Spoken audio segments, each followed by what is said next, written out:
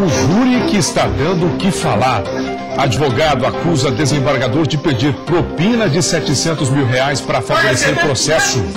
250 mil antes, 250 mil depois. E o descarado chegou a mandar para o nosso escritório uma contra-proposta que poderíamos cobrir isso por R$700 mil. Susto no culto. 2 pessoas ficam feridas após a igreja explodir em Balneário Camboriú. Retrocesso. A prefeitura da capital cortou a gratuidade de ônibus para deficientes da Grande Florianópolis. Posse. Governador Raimundo Colombo assume a presidência do Conselho de Desenvolvimento, o CODESUL. E na contramão da crise, exportações cresceram no estado, destaque principalmente para a carne de aves. Vem com a gente porque hoje é sexta-feira, 4 de agosto de 2017. Obrigado pela sua audiência. O Band Cidade está no ar.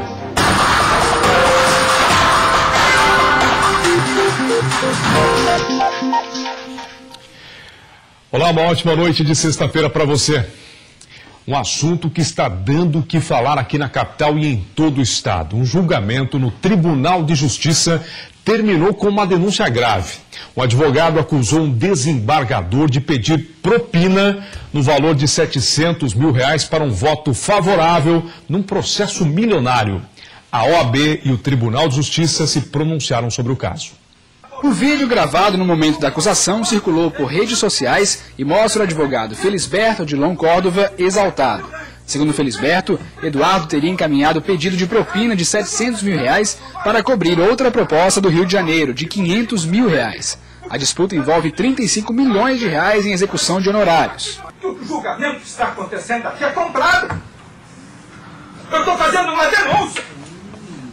Esse cidadão foi abordado com uma proposta que veio do Rio de Janeiro para receber R$500 mil, R$250 mil antes, R$250 mil depois. E o descarado chegou a mandar para o nosso escritório uma contra-proposta que poderíamos cobrir isso por R$700 mil. Eu insisto, senhor presidente, isso aqui não é o Senado, isso aqui não é a Câmara dos Deputados, isso aqui é um tribunal de justiça. E eu preciso que a moralidade surja e venha a termo, e que a promotoria, inclusive, assuma a investigação desse processo. Está um nítido excesso. Eu estou, nesse momento, sendo referindo à prisão do advogado também. Estou pretendendo caber no nítido de excesso dos direitos. Eu não admito... Vamos dois presos que eu quero te quebrar a cara desse processo, vagabundo! Após as acusações, o desembargador pede a prisão do advogado, mas o julgamento foi suspenso pelo presidente da primeira Câmara Civil, desembargador Raulino Bruning, que pediu vista dos autos.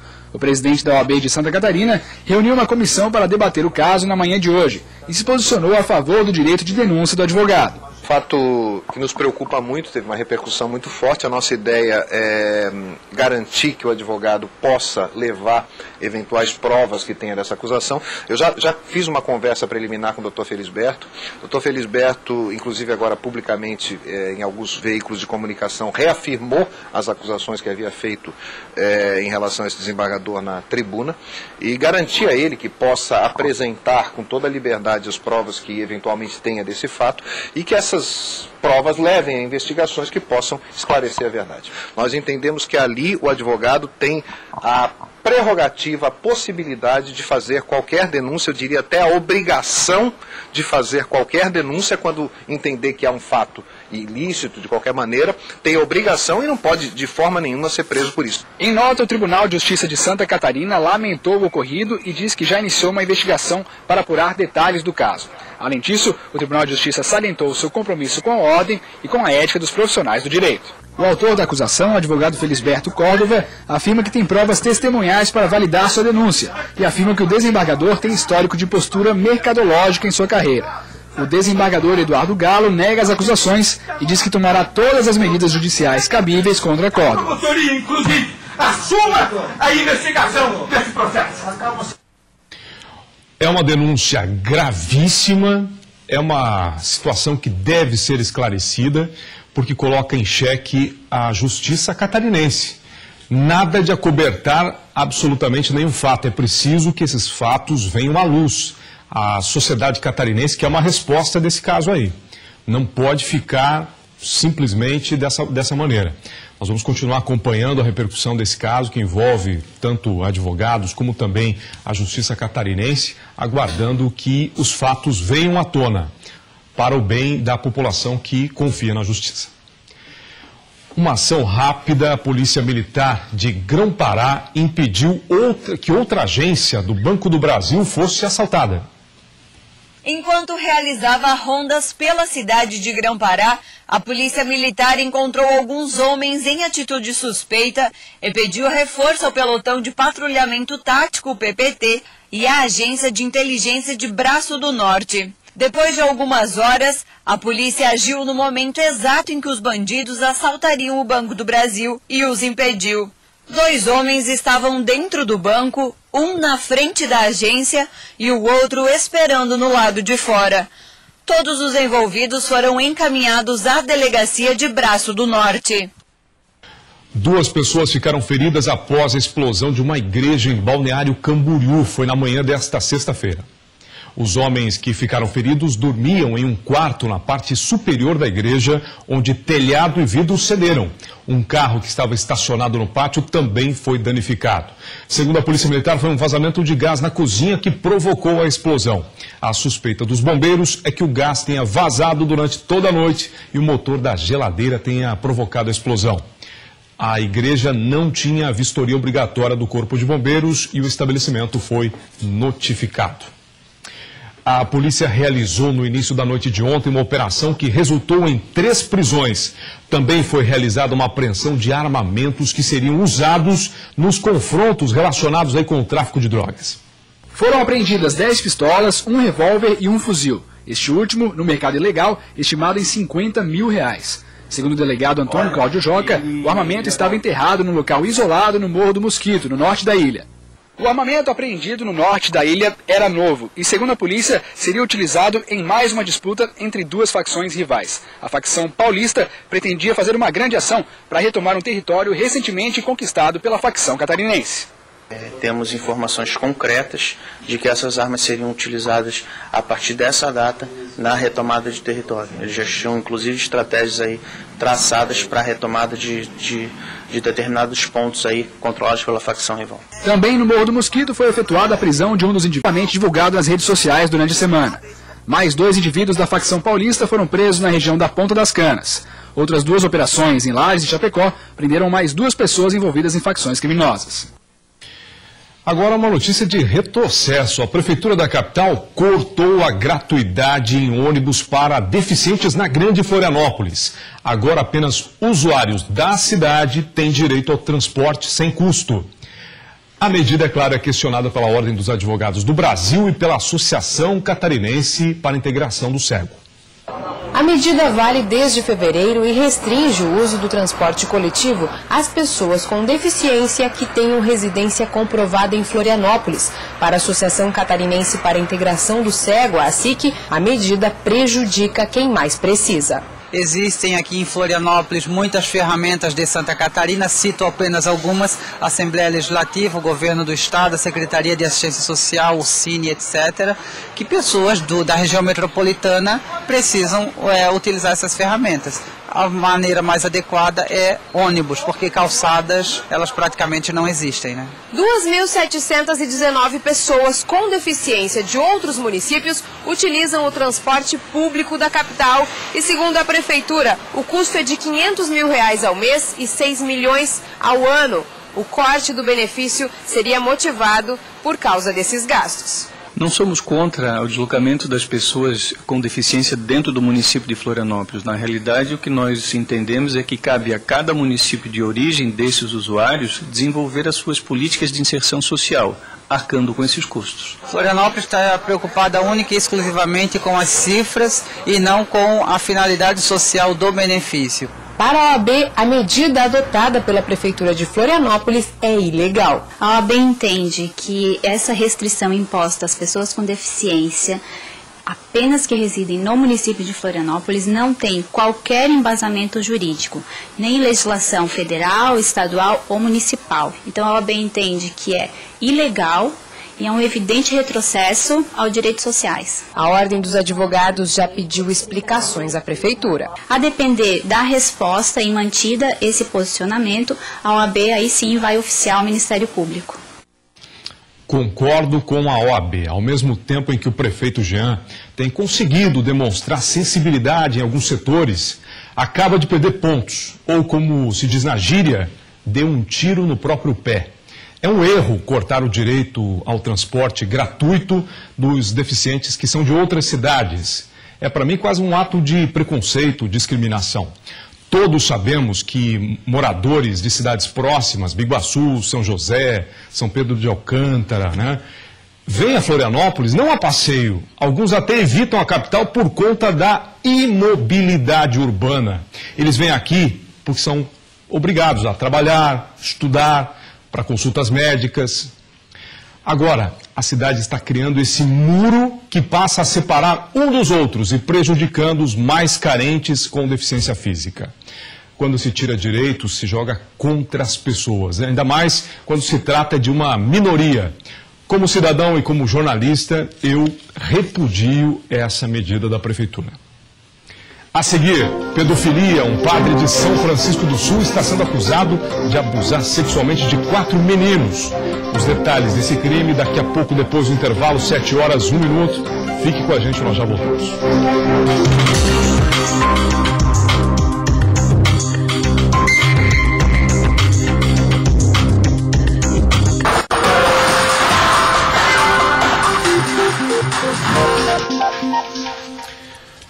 O Band Cidade está de volta, agora são 7 horas e 5 minutos no horário de Brasília. Um padre de São Francisco do Sul, ele está sendo acusado de abusar sexualmente de 4 meninos. O Ministério Público confirmou a denúncia e o padre de 36 anos de idade segue preso preventivamente. A repórter Camila Constantino é quem tem as informações. Camila? O padre que ganhou a confiança dos moradores de São Francisco do Sul levava os meninos para retiros espirituais e lá cometia práticas sexuais. Segundo as investigações, há provas suficientes contra o padre, que será indiciado por estupro de vulnerável. A Diocese de Joinville afastou o padre das atividades e irá investigar internamente. Durante as investigações, os meninos relataram à polícia que a maioria dos abusos aconteciam dentro da paróquia há pelo menos 2 anos. O padre era bem visto pela comunidade por realizar obras de melhorias na igreja, por aproximar os fiéis e também por almoçar na casa da maioria deles. Voltamos ao estúdio. 3 homens foram presos em flagrante em Florianópolis, suspeito de integrar uma facção criminosa de São Paulo. Este e outros assuntos estão agora no nosso Giro de Notícias.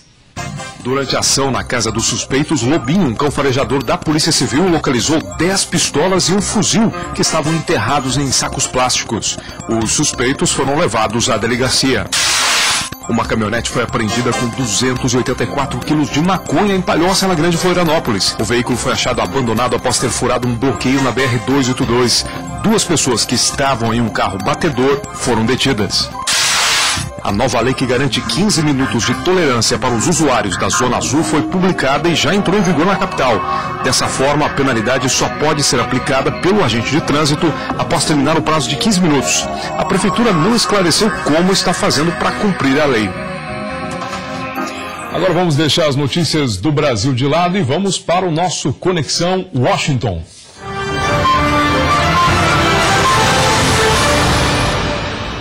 Pois é, vamos abrir a janela para os Estados Unidos e manter contato aí com o nosso colaborador Francisco Evangelista Vieira. Boa noite, Francisco. Boa noite, Moacir. Boa noite a todos. Hoje nós vamos conversar um pouquinho sobre o High School americano, 2º grau, e que aqui inclui 9º, 10º, 11º e 12º graus. Algumas dessas escolas podem ser bem grandes, tendo mais de 2.000 alunos. O high school é muito marcante na vida do jovem americano. É um momento que ele tem autonomia, porque começou a dirigir e tem mais liberdade de locomoção. Tem que ter responsabilidade para escolher as disciplinas, pensando já na universidade. E é muito marcante porque traz maturidade. O jovem sabe que vai deixar a casa dos pais para viver no campus, muito em breve. Historicamente, concluir o high school significava poder começar a trabalhar e ser independente. Muitos empregos não exigiam mais do que essa formação. Claro que hoje é bem diferente, mas a marca sentimental ficou muito forte. O high school não prepara para uma profissão, não é uma escola técnica, que aliás são bem raras aqui na minha região, por exemplo. Há sim um avanço no estudo de idiomas, com muitas possibilidades de intercâmbio com países estrangeiros, organizados pela própria escola, e muitas possibilidades de estágios. Isso é muito comum no high school e importante depois para ser admitido na universidade, como veremos. Existem as disciplinas, e isso é diferente do Brasil, de honra ao mérito. Por exemplo, alguém faz um curso de história normal no high school e outros alunos fazem o história avançado ou história honra ao mérito. São poucos os alunos que podem se matricular nisso e depende da sua performance anterior. Esses estudos, esses cursos de honra ao mérito, podem substituir disciplinas na universidade. Isso facilita ao aluno porque no futuro pode ter mais espaço na sua grade de horário para cursar até 2 faculdades ao mesmo tempo, enquanto está em uma universidade. Isso é muito comum por aqui. E no high school se faz muito trabalho voluntário, outro critério analisado pelas universidades para admitir candidatos. São trabalhos em asilo de idosos, creches, bibliotecas, ONGs locais, parque público, etc. É o chamado serviço comunitário. Na próxima semana veremos o processo de entrada na universidade e as diferenças entre os Estados Unidos e o Brasil nesse assunto. Até lá, ótima semana para todos. Obrigado, Francisco. Boa semana para você. Bom fim de semana para você também, né? Veja a seguir, governador Raimundo Colombo assume a presidência do Conselho de Desenvolvimento e Integração do Sul, o CODESUL. Os detalhes já depois do intervalo. Já voltamos.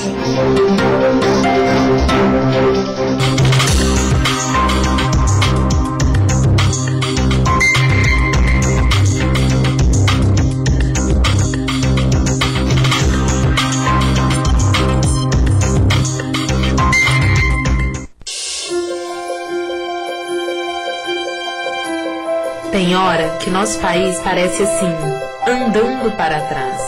Mas isso só acontece se a gente deixar. Avante! Conheça as propostas do único partido com a direção certa. O Avante veio das ruas, veio do que você quer. Vamos construir o país dos nossos sonhos, com direitos iguais para as mulheres. Felice, acesse o site. Atenção, não perca! Operação Limpa Pátio Futura. Gold completo, só 37.990 com taxa zero. Saveiro 2018 de 47.250 por apenas 35.910. E Fox Trendline completo de 46.890 por 38.918. Venha conferir. São mais de 300 ofertas em 100 novos selecionados e realizados com garantia. E pagamos tabela FIP no seu Volkswagen. Volkswagen, a Futura vende por menos. Seu pai quer oferta, seu pai quer desconto, seu pai quer prazo, seu pai quer presentes do Queires. Moto G5 Plus em 10 vezes sem juros de 119 mensais no cartão de crédito Queires. Electrolux, lava-roupas 10,5 kg de 1.390 por apenas R$1.090 à vista. São R$300 de desconto. Roupeiro grande, 6 portas e 3 gavetas por R$49 mensais. Seu pai quer Queires. Gente boa, gente nossa. Teatro Infantil Joãozinho Maria na Casa da Bruxa. 2 irmãozinhos perdidos na floresta vistam uma casa cheia de doces e chocolates. Dia 5 e 6 de agosto. Sábado e domingo, 16 horas no Teatro Álvaro de Carvalho. Produção Valdir Dutra, apoio TV Catarina. Tem hora que nosso país parece assim, andando para trás. Mas isso só acontece se a gente deixar. Avante! Conheça as propostas do único partido com a direção certa. O Avante veio das ruas, veio do que você quer. Vamos construir o país dos nossos sonhos, com direitos iguais para as mulheres. Felice, acesse o site. Se você gosta de carro e gosta de economizar o seu rico dinheirinho, preste atenção a esse recado.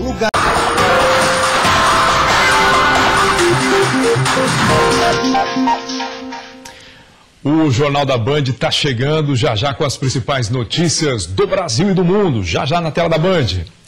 na contramão da crise, mostrando de fato que Santa Catarina é um estado diferenciado. As exportações cresceram, destaque principalmente para a carne de aves. As exportações em julho somaram 740 milhões de dólares, o maior volume dos últimos 3 anos para esse período. Com relação ao mesmo mês do ano passado, o aumento foi de 12,5%. No acumulado dos 7 primeiros meses de 2017, o crescimento foi de 15,2%, um pouco acima da média nacional, que foi de 14,9%.